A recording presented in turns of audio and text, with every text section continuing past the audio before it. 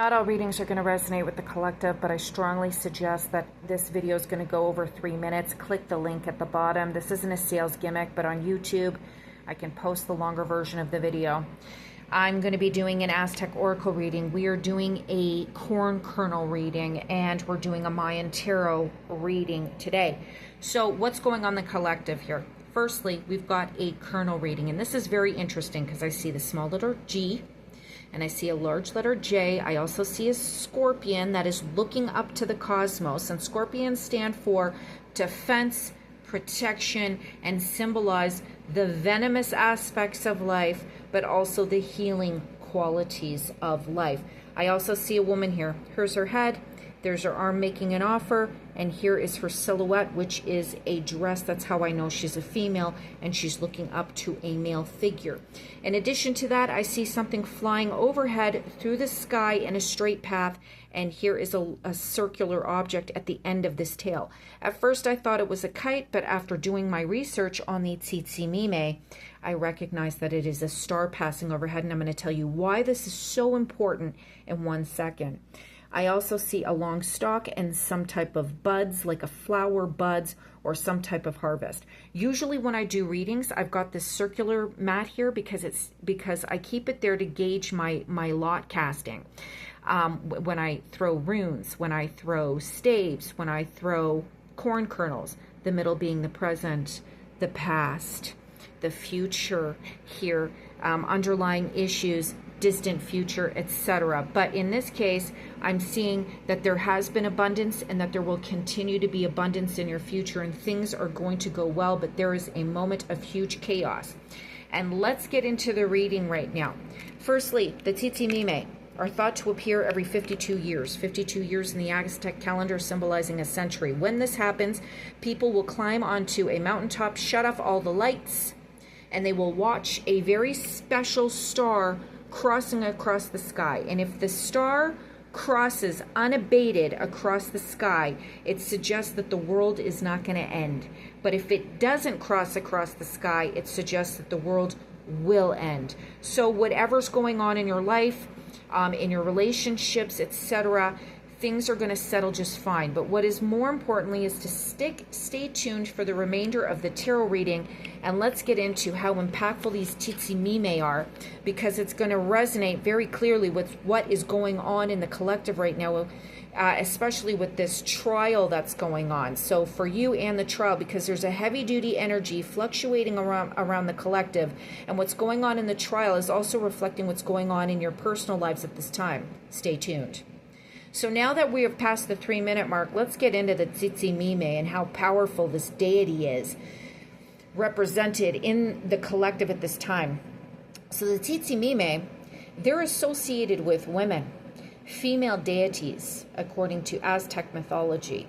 Female deities, they're also associated with children who have deceased, women who have passed away in childbirth. They were seen as warriors. These star women, even though they were extremely dangerous, they were skeletal in nature and they were very scary, and they're associated with cosmic chaos, natural chaos, solar eclipses. They were also worshipped as being protectors of women in childbirth and infants who have passed away. Doesn't that sound familiar? In addition to that, this deity was associated with possessing humankind in order to come to Earth. It was the only way they could come to the human realm, if they possessed someone, and that's why they were associated with demons and devils. They were associated with major events that had to do with change and the fear of change. When they came down, they were coming down when we were most vulnerable, and there was fear of massive change. That's why there's this whole issue about them coming around at the end of a 52-year Aztec calendar cycle, and this superstition over the stars passing over the planet in a certain manner, indicating whether the world survives or doesn't survive, whether the sun survives or doesn't. They attack the sun. And traditionally speaking, in a lot of metaphysical folk spiritual stories, the sun is symbolic of male energy, and these tsitsimime are always attacking men. They are devourers of men. It is said that at the end of every Aztec century, they wish to come down and devour mankind. They don't like men. Yet in this depiction, this female with her dress is making an offering to the male, and he's a little bit higher than her, which shows that in this situation, the female is offering some kind of offering to the man, and things are good, meaning the woman in the end is not attacking the male. So in your relationships, there might be a situation that has encountered a lot of chaos, a lot of push and pull energy between a man and a woman, and instead of the female trying to attack the man, she ends up making an offering after the chaos has ended. The scorpion that I'm seeing in this reading is all about defense and protection, which can be venomous but also healing at the same time. So we've got a female in the collective that can switch from being dangerous and destructive to also healing and protective. And at the end of this scenario, there's protection and a promise of survival and an end to fears at the end of whomever this person, at the end of a situation that whoever this reading resonates with, okay? But the tsitsimime, okay, they embody chaos. They live in darkness. They're powerful and dangerous during times of chaos. They're recognized as stars. And it's very funny because what energy do we have in the collective right now? We've got a huge case that's dominating the lives of a lot of people online, and people are arguing it over it big time, where you have children who have passed, protection of a woman in association with issues concerning childhood, and the attempts to dominate and attack the male figure in this situation.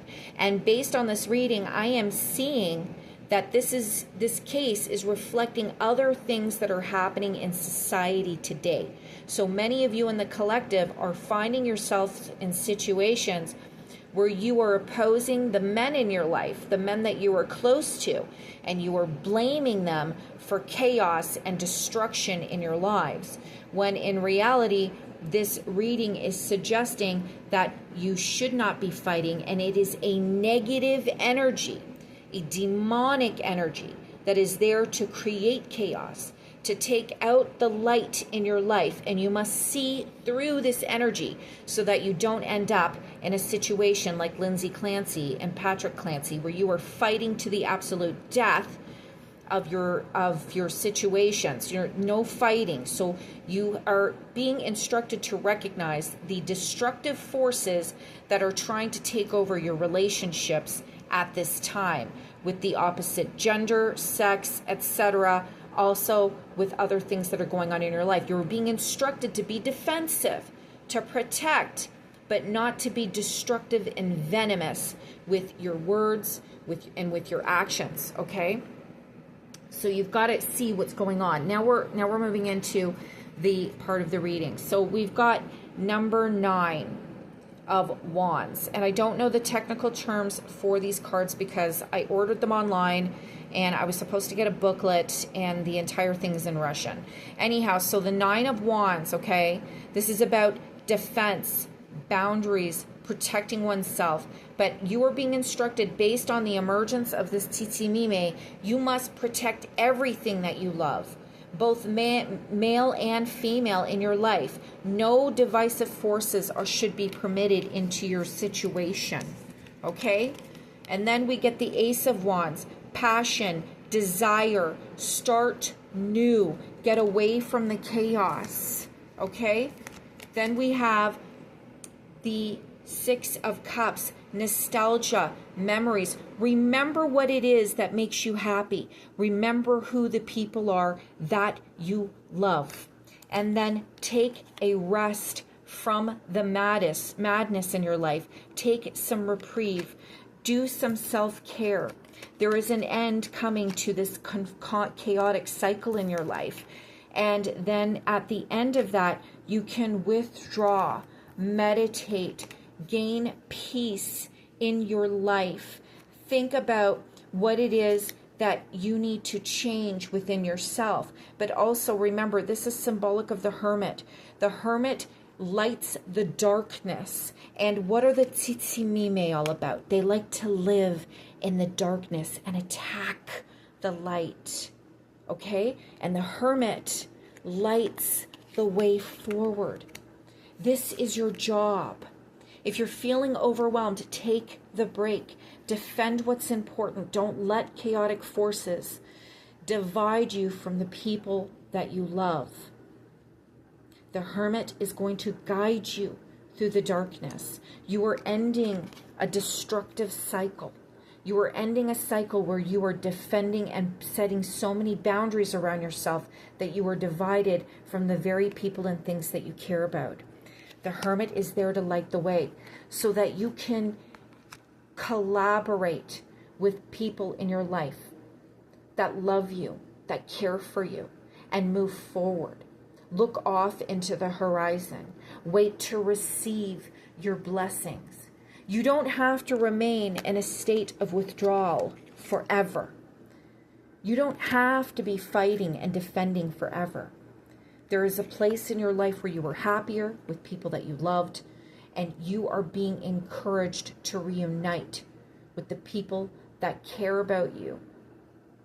There is offers coming in, offers of love and light, new beginnings that are coming where you don't have to be so defensive. You have protection.